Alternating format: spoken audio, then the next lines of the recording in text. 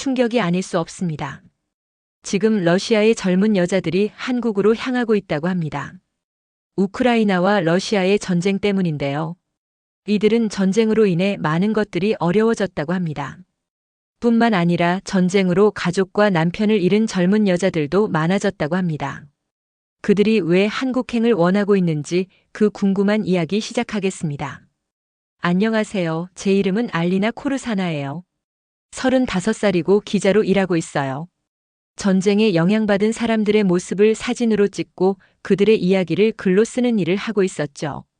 제가 이렇게 우리나라의 모습을 사진에 담게 될 줄은 정말 몰랐어요. 밖은 이제 모습이 많이 달라져 있었어요.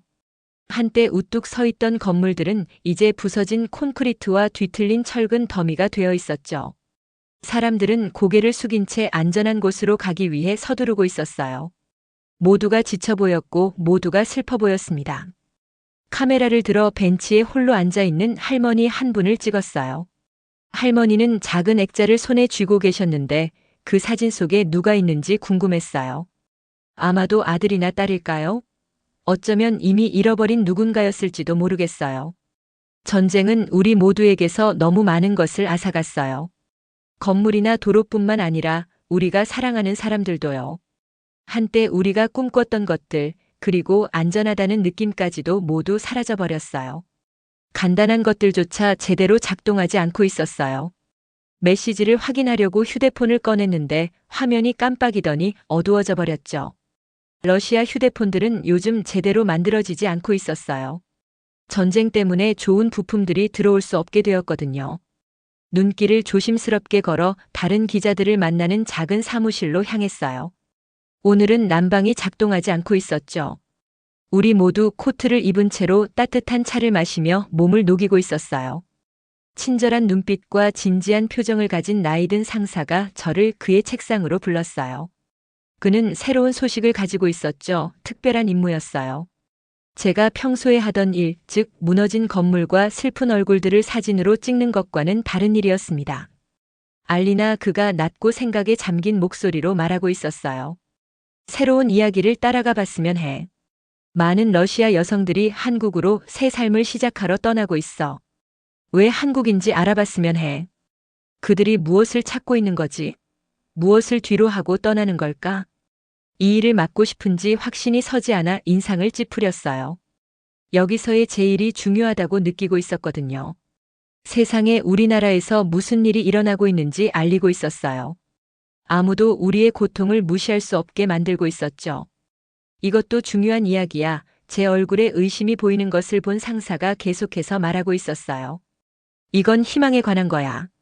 모든 것이 잃어버린 것처럼 보일 때 앞으로 나아갈 방법을 찾는 것에 관한 이야기지. 그날 밤 작은 아파트에 앉아 오늘 찍은 사진들을 보고 있었어요. 모든 것을 잃은 사람들의 얼굴들. 이제는 그저 기억 속에만 남은 건물들. 생명과 색채가 사라진 거리들. 한국으로 떠나는 여성들에 대해 생각하고 있었어요. 왜 하필 그곳을 선택했을까요? 그들은 무엇을 찾기를 바라고 있었을까요? 제 테이블 위에는 메모와 오래된 사진들이 쌓여 있었어요. 카메라는 그 옆에 있었고 내일의 일을 위해 준비되어 있었죠. 하지만 제 마음은 이미 여행을 떠나고 있었어요. 이 용감한 여성들과 고향과는 너무 다른 곳으로의 여정에 대해 궁금해하고 있었습니다. 아마도 그들은 제가 모르는 무언가를 알고 있는 걸까요? 더 나은 삶으로 가는 비밀길을 찾은 걸까요? 따뜻한 차 한 잔을 만들어 창가에 서 있었어요. 바깥은 어두웠어요. 정전은 이제 흔한 일이 되어 있었죠. 멀리서 몇 개의 불빛만이 깜빡이고 있었어요. 하지만 어딘가에서 사람들은 새로운 시작을 계획하고 있었어요. 그들은 가장 소중한 물건들을 꾸리고 자신들이 알고 있는 모든 것에 작별을 고하고 있었죠. 이 여성들을 찾아보기로 결심했어요. 그들의 이야기를 전하기로 했죠. 아마도 그들의 용기 속에서 저 자신을 위한 답도 찾을 수 있지 않을까 생각하고 있었어요. 잠자리에 들기 전 휴대폰을 마지막으로 한 번 더 봤어요. 화면이 잠시 밝아지면서 제가 이전에 저장해둔 서울 사진이 보였죠. 빛으로 가득 찬 높은 건물들, 사람들로 붐비는 거리들, 전쟁이 멀게 느껴지는 곳, 두 개의 세계를 생각하며 잠이 들었어요. 부서지고 얼어붙은 고향과 바다 건너 밝고 알려지지 않은 곳. 내일부터는 제 말과 사진으로 그 둘 사이에 다리를 놓기 시작할 거예요. 아파트 근처 작은 카페로 들어서는데 오늘 아침은 평소보다 더 춥게 느껴지고 있었어요. 안쪽의 따뜻함이 바깥의 차가운 공기와 싸우고 있어서 창문에는 김이 서려 있었죠. 테이블에는 단 3명의 손님만 앉아 있었는데 모두 손가락을 따뜻하게 하려고 컵을 두 손으로 감싸고 있었어요. 이 새로운 임무를 맡고 싶지 않았어요. 계속 그렇게 스스로에게 말하고 있었죠. 친구 세르게이가 맞은편에 앉아 있었는데 그의 얼굴은 40살보다 더 나이 들어 보였어요. 전쟁은 우리 모두를 늙게 만들어버렸거든요.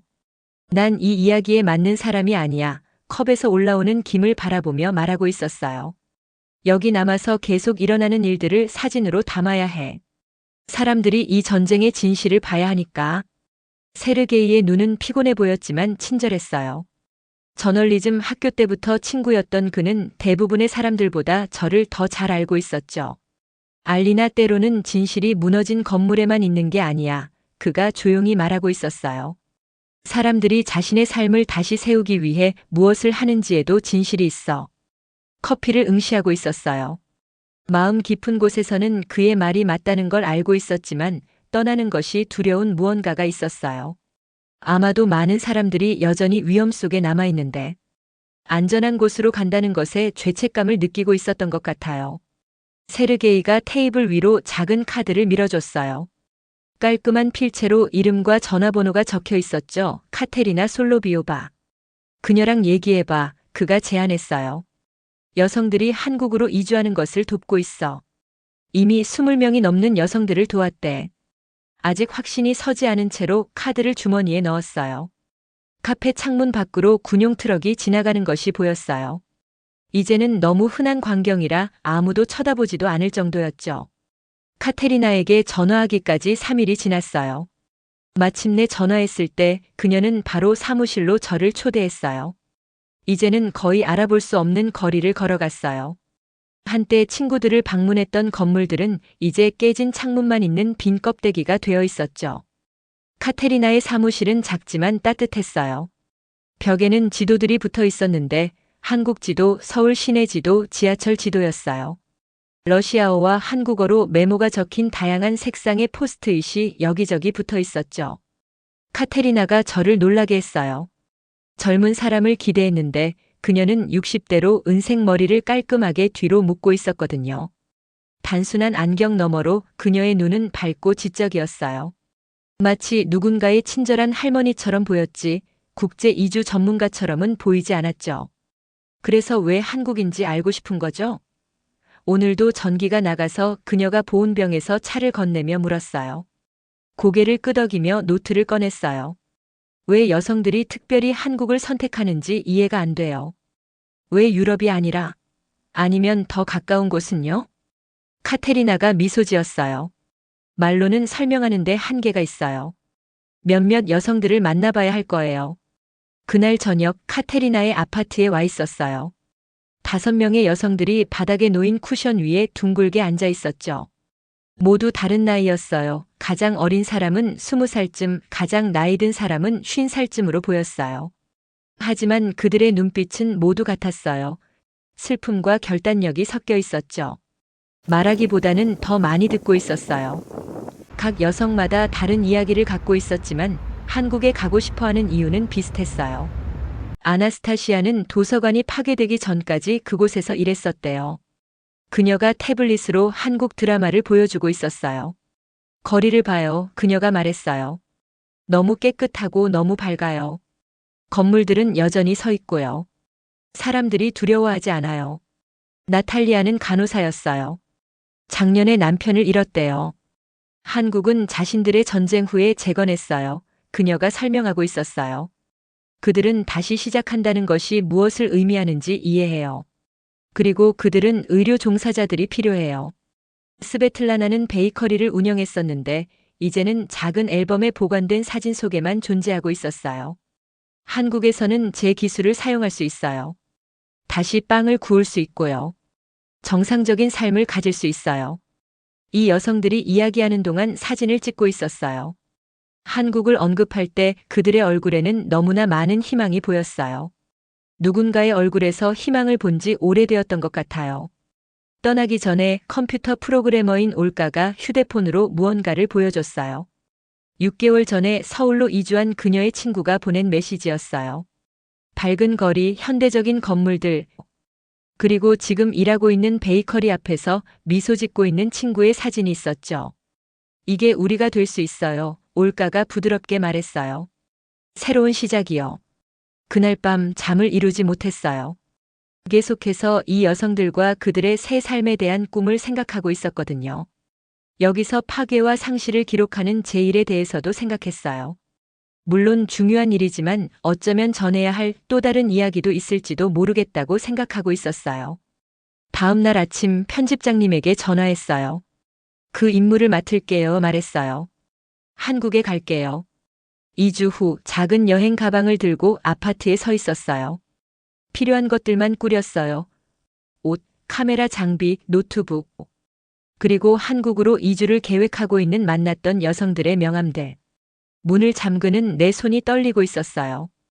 떠나는 것에 대해 제 오래된 삶과 다가올 것들 사이의 경계를 넘는 것에 대해 긴장하고 있었거든요. 하지만 몇 달 동안 느끼지 못했던 무언가도 느끼고 있었어요. 호기심이요. 어쩌면 아주 작은 설렘의 불꽃까지도요. 택시가 공항으로 향하는 동안 창밖으로 내 도시가 지나가는 것을 보고 있었어요. 익숙한 거리들이 이제는 낯설게 보였어요. 마치 이미 떠난 사람의 눈으로 그것들을 보고 있는 것 같았죠. 서울이 어떻게 생겼을지 궁금했어요. 어떤 이야기들을 그곳에서 찾게 될지도 궁금했고요. 문턱을 넘고 있었어요. 알지 못하는 영역으로 발을 내딛고 있었죠. 하지만 이 여성들도 그렇게 하고 있지 않나요? 어쩌면 그들의 여정을 따라가면서 제 자신의 여정도 조금 더 잘 이해하게 될지도 모르겠어요. 비행기가 서울에 부드럽게 착륙하고 있었어요. 작은 창문 밖을 바라보며 제 심장이 빠르게 뛰고 있었죠. 공항은 거대하고 반짝반짝 빛나고 있었어요. 고향에 두고 온 작고 망가진 공항과는 전혀 달랐어요. 불빛이 곳곳에서 밝게 빛나고 있었고 모든 것이 너무 깨끗해 보였어요. 망가진 것이 하나도 없었어요. 카메라 가방을 가슴에 꼭 붙들고 있었어요. 그 안에는 제 가장 소중한 물건들이 들어 있었죠. 카메라, 여분의 렌즈, 러시아에서 찍은 사진들, 그리고 한국에서 만날 사람들의 이름과 주소가 적힌 작은 노트북이요. 공항 밖으로 나오니 공기가 달랐어요. 어쩐지 더 깨끗한 느낌이었죠. 높은 건물에서 나오는 밝은 불빛이 밤하늘을 비추고 있었어요. 자동차와 버스들이 넓고 매끄러운 도로 위에서 질서정연하게 움직이고 있었고요. 폭발로 인한 구멍도 없었고 군사 검문소도 없었어요. 호텔 방은 작지만 완벽했어요. 깨끗한 흰 시트, 수도꼭지에서 나오는 뜨거운 물, 스위치만 누르면 켜지는 불빛. 몇 달 동안 불안정한 전기와 얼어붙는 밤을 경험한 후에 이곳은 꿈처럼 느껴지고 있었어요. 아침이 되자 창문으로 밝은 햇살이 들어오고 있었어요. 첫 번째 인터뷰는 8개월 전에 한국으로 이주한 러시아 여성 소냐와의 만남이었어요. 소냐가 매니저로 일하고 있는 카페에서 만났어요. 카페는 큰 창문과 천장에 매달린 식물들로 밝게 꾸며져 있었죠. 사람들은 테이블에 앉아 조용히 대화하거나 노트북으로 작업하고 있었어요. 누구도 긴장하거나 두려워하지 않았고 갑작스러운 소리에 놀라는 사람도 없었어요. 소냐는 러시아에서 봤던 사진과 달라 보였어요. 그녀의 얼굴은 더 건강하고 풍만해졌어요. 더 쉽게 미소 짓고 있었고요. 러시아를 떠나는 것이 가장 어려운 부분은 아니었어요. 그녀가 말하고 있었어요. 완전히 새로운 삶을 만들어야 한다는 것을 받아들이는 게 가장 힘들었죠. 고향이 나아지길 기다리는 것이 아니라 여기서 영구적인 집을 마련하는 것이요. 다음 며칠 동안 한국을 새로운 집으로 삼은 더 많은 러시아 여성들을 만났어요. 각자 다른 이야기를 가지고 있었지만 비슷한 주제가 모든 이야기에 흐르고 있었어요. 안전, 안정, 두려움 없이 일하고 살 수 있는 기회였죠. 작은 학교에서 러시아어를 가르치는 엘레나를 방문했어요. 그녀의 교실 벽에는 모스크바와 상트페테르부르크의 사진들이 장식되어 있었어요. 지금의 부서진 도시가 아니라 한때 아름다웠던 모습이었죠. 매일 러시아가 그리워요. 학교 근처 공원을 걸으면서 그녀가 고백했어요. 하지만 두려움은 그립지 않아요. 오늘이 내 아파트에 폭탄이 떨어질 날인지 궁금해하는 그 느낌은 그립지 않아요. 저녁에는 서울의 거리를 산책했어요. 도시는 어두워진 후에도 에너지로 가득 차 있었어요. 식당들은 함께 식사를 즐기는 사람들로 가득 차 있었고 상점들은 늦게까지 열려 있었어요. 나이든 한국 여성이 만두를 파는 작은 가게에서 멈췄어요. 놀랍게도 그녀는 러시아어로 된 간판을 가지고 있었어요. 그녀는 미소 지으며 길 건너편 아파트 건물을 가리켰어요. 많은 러시아 사람들이 이제 그곳에 살고 있어요. 그녀가 서툰 러시아어로 천천히 설명했어요. 좋은 손님들이에요. 좋은 이웃이고요. 문화 간의 이 작은 연결이 깊은 감동을 주고 있었어요. 러시아어 간판이 있는 그 여성의 가게 사진을 찍었어요. 이건 역시 이야기의 일부였어요. 하지만 모든 것이 완벽한 것은 아니었어요. 어려움에 대한 이야기도 들었어요. 언어 장벽이 많은 사람들을 좌절시키고 있었죠. 일부 여성들은 뒤에 남겨진 가족들이 그리워 외로움을 느끼고 있었고요. 러시아에서 의사였던 나타샤는 이제 병원 접수원으로 일하고 있었는데 의학 학위가 여기서 인정되지 않았기 때문이었어요. 다시 시작하는 것은 어려워요. 그녀가 말했어요. 하지만 적어도 여기서는 시도할 기회가 있어요. 어느 저녁 서울을 흐르는 한강이 내려다 보이는 벤치에 앉아 있었어요. 물은 떠다니는 별처럼 도시의 불빛을 반사하고 있었죠. 다리들이 도시의 다른 부분들을 연결하고 있었고 화려한 불빛으로 밝게 빛나고 있었어요. 에 대해 생각하고 있었어요. 다리가 어떻게 분리된 장소를 연결하여 소통을 가능하게 하는지요. 아마도 제 작업도 그런 일을 하고 있는 것 같았어요. 이 여성들이 뒤에 남겨두고 온 것과 지금 만들어가고 있는 것 사이에 이해의 다리를 놓고 있는 것이요. 제 카메라 렌즈와 노트북 페이지를 통해 놀라운 무언가를 목격하고 있었어요. 가장 끔찍한 상실 이후에도 다시 시작할 수 있는 인간의 능력이요. 그리고 제 안에서도 어떤 것이 변화하고 있었어요. 뭔가가 치유되고 있었죠. 한국에 도착한 지 3주가 지났어요. 사진이 담긴 메모리 카드 4개와 이야기가 가득한 노트 2권을 채웠답니다. 편집장님은 매일 이메일을 보내며 제가 보내는 작업물에 흥분하고 있었어요. 이 임무는 제가 처음 생각했던 것보다 더 큰 일이 되어 있었죠. 그날 밤 호텔 침대에 앉아 노트북으로 사진들을 정리하고 있었어요. 화면 가득 한국에서의 새로운 삶을 살고 있는 러시아 여성들의 사진이 펼쳐져 있었죠. 미소 지으며 커피를 서빙하는 소냐, 한국 아이들에게 러시아어를 가르치는 엘레나, 하얀 유니폼을 입고 병원 복도를 걷고 있는 나타샤의 모습이요. 갑자기 전화벨 소리가 고요함을 깨고 울렸어요. 러시아에서 온 국제 전화였죠. 심장이 빨리 뛰기 시작했어요. 늦은 밤 전화는 좋은 소식인 경우가 거의 없으니까요. 고향 이웃이었어요. 그녀의 목소리는 멀게 들리고 가끔씩 끊겼어요. 어젯밤 제가 자란 동네가 공격을 받았대요. 부모님은 다른 도시의 친척을 방문 중이어서 안전하셨지만 제가 자란 우리 가족의 집은 사라졌다고요. 전화가 끝난 후 벽을 응시한 채 얼어붙어 있었어요. 밝고 따뜻한 호텔방이 갑자기 이상하게 느껴졌어요. 왜 내 고향이 잿더미로 변하는 동안 나는 이 안전하고 따뜻한 곳에 있는 걸까? 다른 사람들이 고통받는 동안 내가 편안하게 있을 무슨 권리가 있을까? 호텔방의 작은 발코니로 나갔어요. 아래 도시는 수천 개의 불빛으로 빛나고 있었죠. 차들은 넓은 도로를 따라 움직이고 있었고 사람들은 두려움 없이 걷고 있었어요. 여기서는 모든 것이 너무나 평범했어요.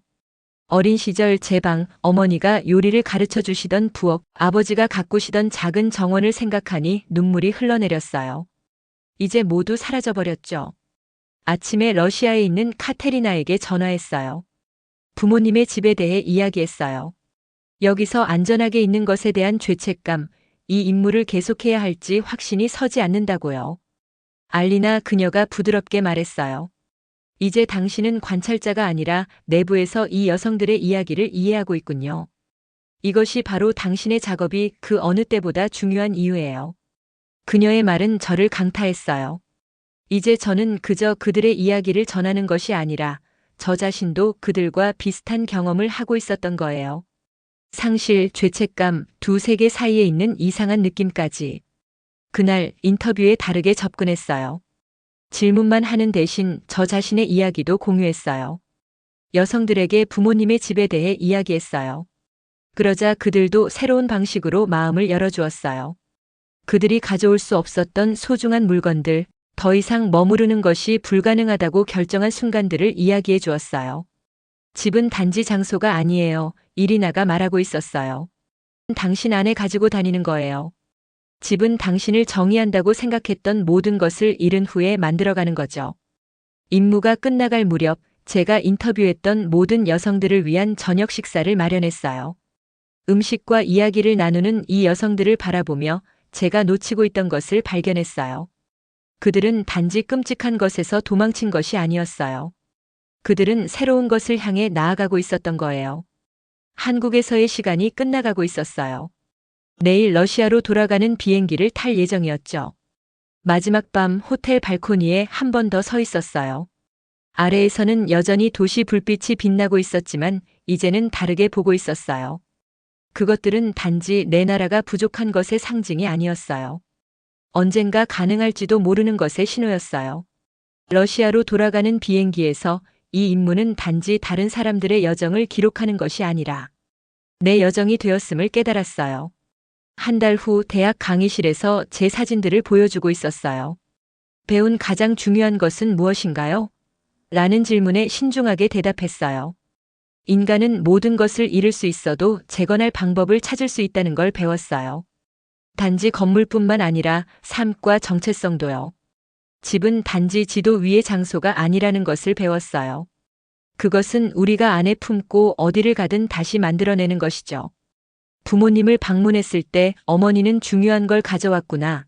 그저 사진이 아니라 희망을이라고 말씀하셨어요. 그날 밤 다음 프로젝트를 계획하기 시작했어요. 계속해서 전쟁과 파괴를 기록할 거예요. 하지만 이제는 재건의 과정, 모든 것이 부서진 후에도 앞으로 나아가는 사람들의 길도 따라갈 거예요. 이것이 제 여정에서 가져온 것이었어요. 모든 것을 잃고도 다시 시작하는 것의 의미에 대한 더 깊은 이해였어요. 우리가 어떻게 집을 안에 품고 다니는지에 대한 지도였죠. 오늘의 영상은 여기까지입니다. 오늘의 사연 재밌게 보셨다면 좋아요와 구독 부탁드릴게요.